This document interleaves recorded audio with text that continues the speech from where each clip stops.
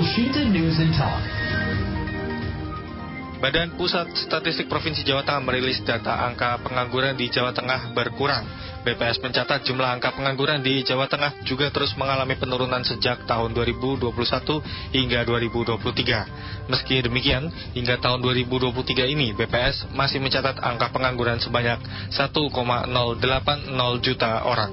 Langkah apa yang akan dilakukan Pemprov Jateng guna menurunkan angka pengangguran? Kita jumpai Asisten Ekonomi dan Pembangunan Sekda Jawa Tengah, Dr. Insinyur Sujarwanto Dwi Atmoko MSI. Elshita News and Talk. Halo, selamat siang Pak Jarwanto. Selamat siang Pak Serta. Iya Pak Jarwanto, melihat data yang dipaparkan oleh BPS Jawa Tengah ya terkait dengan angka pengangguran yang turun kurang lebih sebanyak 4.000 orang ini, melihatnya dari Pemprov seperti apa ini Pak Jarwanto? Ya, jadi kita terus berupaya bagaimana angkatan kerja kita itu terus mendapatkan pekerjaan. Dan kita terima kasih upaya kita, karena kalau kita lihat angka pengangguran Jawa Tengah saat ini yang 5,13% itu sudah merupakan angka yang turun dari 5,59 sebelumnya di bulan sebelumnya. Artinya dalam bulan ini kita mampu mempekerjakan banyak penganggur yang bekerja, dan akhirnya turun 0,44% dibanding tahun lalu ya, dan dibanding bulan lalu pun turunnya juga cukup banyak. Nah, jadi yang kita berbahaya karena pengangguran itu sekarang banyak bekerja di sektor yang kita sangat tidak ini kan, karena di sektor pertanian, kehutanan dan perikanan itu 330 juta di sana. Angka yang dari 1.080.000 itu. Jadi 330 diantaranya bekerja di sektor. Artinya kondisi pertanian kita yang saat ini nilai tukar petani itu sudah mencapai 115 lebih, atau kalau di sektor pangan bahkan sampai 123. Artinya apa? Petani dalam posisi untung.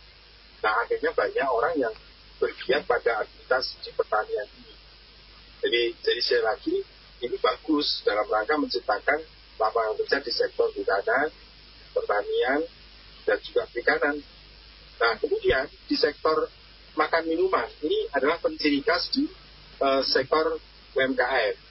Pembinaan kita di sektor UMKM juga telah menciptakan tambahan lapangan kerja dan dinikmati pekerja 300.000 orang. Jadi ini angka yang cukup signifikan untuk kawan-kawan yang bergerak di sektor UMKM dan termasuk akomodasi di sektor pariwisata. Jadi sekali lagi ini sudah on the track, dan kita tetap senang karena pusat-pusat pertumbuhan investasi kita di kawasan itu sudah mampu memberikan penyerapan tenaga kerja yang signifikan. Ya, angka 5.13 ini sampai akhir tahun kita yakin sih Pak akan bisa di bawah 5%. Iya, Pak Jarwanto, terkait dengan tadi kami sudah berbincang juga dengan Pak Dadang Artiwan dari BPS Jawa Tengah di daerah Kabupaten Brebes, kemudian di daerah Cilacap dan juga Tegal ini angkanya kan masih di kisaran di Brebes 8,98, kemudian yang di Tegal itu masih di kisaran 8 atau 7 begitu ya. Nah, ini apa yang akan dilakukan untuk lebih menyerap lagi tenaga kerja di sana ini Pak? Ya, di daerah itu sebenarnya kita sudah mulai ada pusat pertumbuhan baru, jadi khususnya pada sektor UMKM, dan sekali lagi memang PR di situ itu ada masalah geografis ya.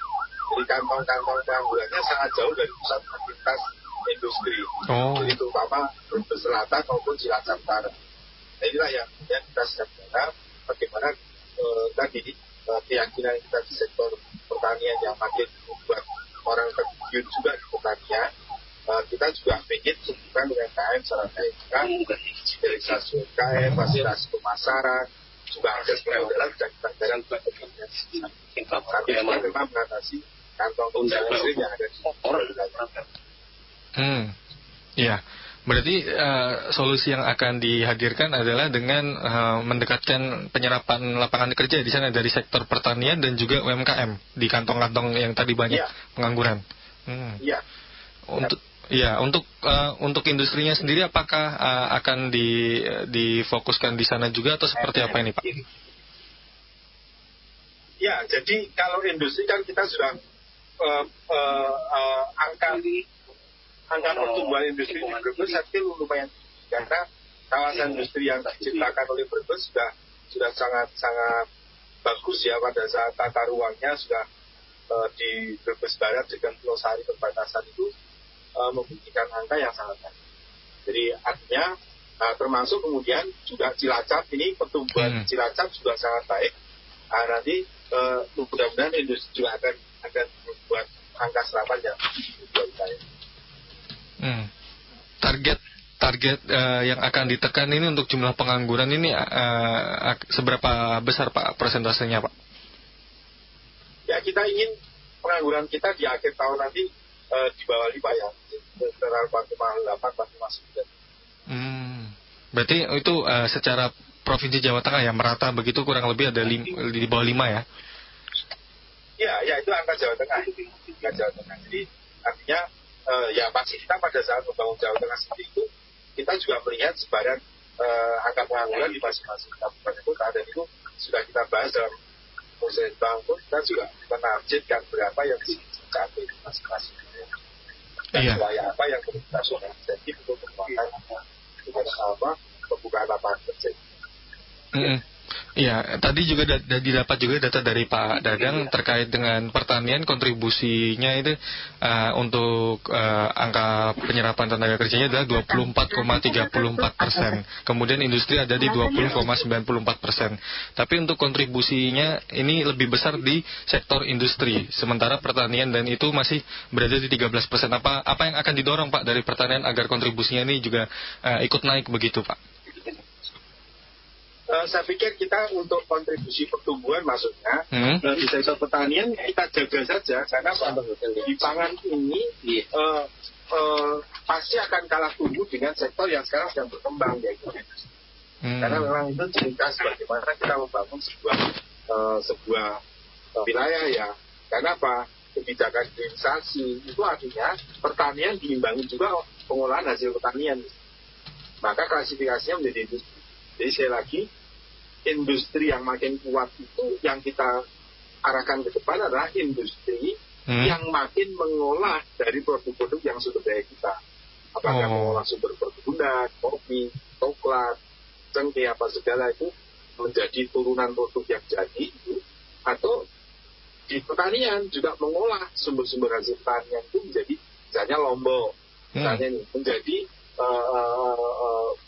border chili atau olahan-olahan makanan yang berbasis lombok.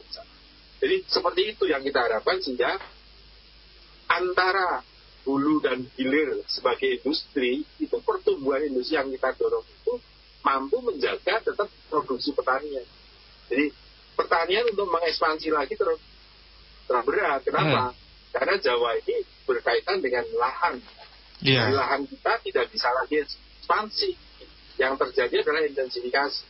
Tetapi tetap kita jaga. Maka status sawah lestari itu betul-betul kita jagain. Nah, tujuannya kemudian bagaimana industrinya tumbuh untuk menyambung dan memberikan support terhadap tumbuhnya petani.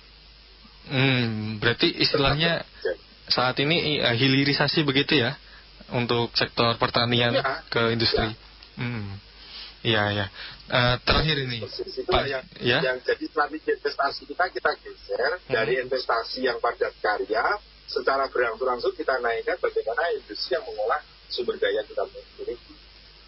Jadi local resource based industry itu mesti harus kita garap. Oh, baik. Terakhir ini Pak Jarwanto, sebagai penutup, apa lagi yang ingin dikejar oleh pemerintah provinsi ya untuk menekan, dan kemudian apabila ada informasi tambahan terkait dengan upaya yang akan dilakukan oleh Pemprov Jawa Tengah untuk menekan angka pengangguran ini bisa disampaikan, Pak? Ya, sekali lagi saya ingin menandaskan bahwa upaya membangun ini adalah pertama mendayagunakan sumber daya kita Provinsi Jawa Tengah untuk seluasnya membuka lapangan kerja. Karena dengan lapangan kerja yang tumbuh ini, pertama coba kita genjot di sektor industri. Maka beberapa kawasan industri yang kita bangun ini harus sukses untuk bisa membuka sebanyak mungkin lapangan kerja yang ada. Karena dengan kawan-kawan masyarakat penganggur itu bekerja dan angkatan kerja baru yang muncul kerja, maka dia akan punya pendapatan. Dan pendapatan itulah yang nanti akan membuat kesejahteraan mereka meningkat, maka kemiskinan juga habis. Nah, dalam upaya itu, kebijakan vocational school dan juga bagaimana membangun vokasi itu menjadi sangat penting yang matching dengan kebutuhan dunia kerja. Nah, itulah yang kita garap dan anggaran tahun 2024 pun akan kita banyak perbaiki di sistem pendidikan kita, termasuk di lembaga-lembaga pelatihan penyiapan kerja. Nah, tujuannya agar pencari kerja itu juga match dengan pasar kerja. Dan maka kita buka juga banyak hal, para industriawan itu proyeksi kebutuhan tenaga kerjanya sudah kita minta buka berapa dibutuhkan pada tingkat kompetensi yang ada. Dan itulah kemudian lembaga pelatihan kita termasuk lembaga pendidikan akan kita konsentrasikan untuk penyambungan itu. Nah, disitulah nanti masyarakat bisa mengakses fasilitas itu sehingga demikian mencari kerja itu matching dengan kebutuhan kerja yang dia. Nah, dengan cara itulah kita akan atur percepatan penerapan ini. Ya, baik. Terima kasih Pak Jarwanto atas waktunya bersama El Sinta pada siang hari ini. Selamat siang, selamat kembali beraktivitas Pak Jarwanto. Terima kasih, sukses selalu. Ya, sukses selalu juga Bapak. Demikian mendengar Asisten Ekonomi dan Pembangunan Sekda Jawa Tengah, Dr. Insinyur Sujarwanto Dwi Atmoko, MSI. El Sinta Semarang